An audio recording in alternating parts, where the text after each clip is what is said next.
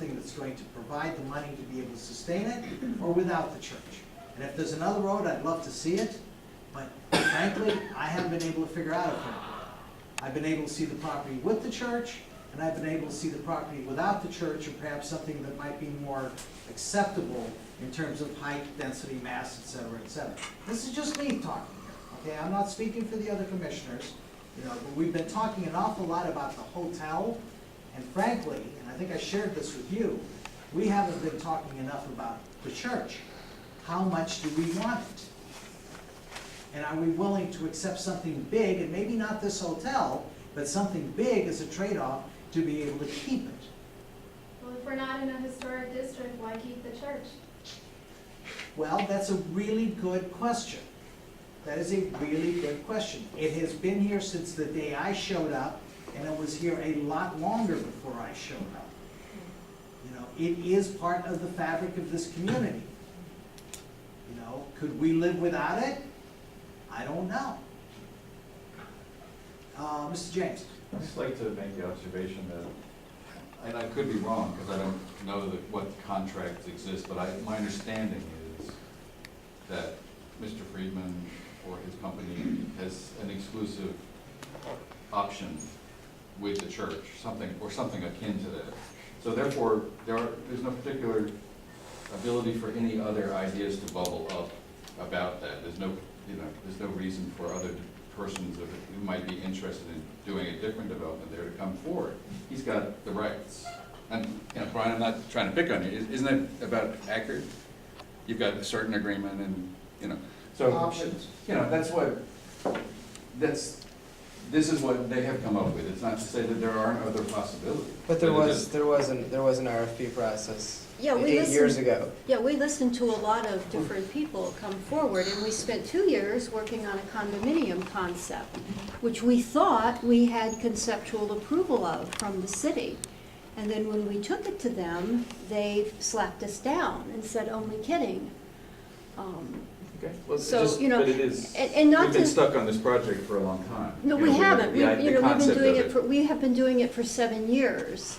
And frankly, the church is at the end of its road. We've spent many hundreds of thousands of dollars doing it, and 7 years doing it, and we just cannot continue on anymore with those kinds of expenditures along with maintaining the church. You know, the city could actually put us in jail if we don't maintain the church up to its standards. You know? Nah, they No. find Oh, you that- can. I mean, Yes. the law says that the city can put you in jail. Nope. Yes, I've read it, Tony. I've read it. I'm an attorney. I've read it. So, you know, it's a tremendous burden on us these days to maintain that building, and it takes away from our being able to do the other things that we need to do as a religious organization. So we need for things to come to an end.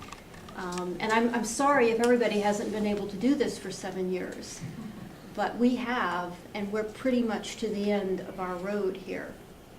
So. And there was a lot of planning.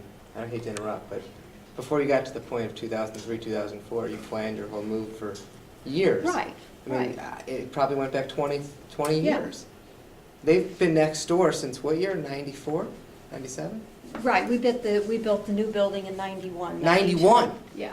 It's 1991, so this has been talking about for That's over their 20. choice, though. What? Oh, yeah. That's their choice, though. I mean, no one held a gun to their head and said, you must move from this building to this other space. I mean, Yes, but it's what you do with that choice. If you have something big and beautiful and expensive to operate and run, and you say to yourself, we can't afford this anymore, we've got to sell it, and then you come down to what are our choices.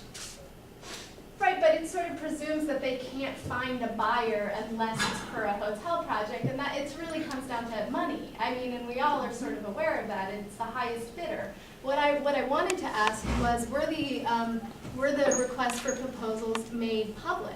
Oh, yes, I mean, And are they still available publicly? Oh, I mean, the proposals that were given to us, no, they're not public information. I mean, that would be really helpful, so people can actually judge We the have had merits of many- this project against what else came up. You know, we've had many other churches come to look at the church.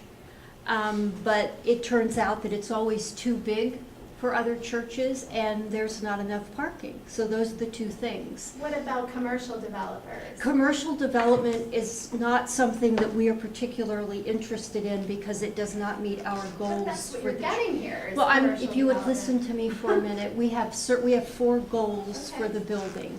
And those goals are something that are non-negotiable for us because it is such an important building to us. And no one but us has lived in it and loved it for the past 100 years. What are those 4 goals? At the last meeting, I told everybody what they were. Would you care to reiterate Sure. them? It has to be a permanent solution for the church, not a 10 or 20 or 30-year solution. It has to be the permanent solution for the church. We're talking about at least 100 years. It has to be something that is respectful of the fact that the church was a worship space. And it has to be something that is respectful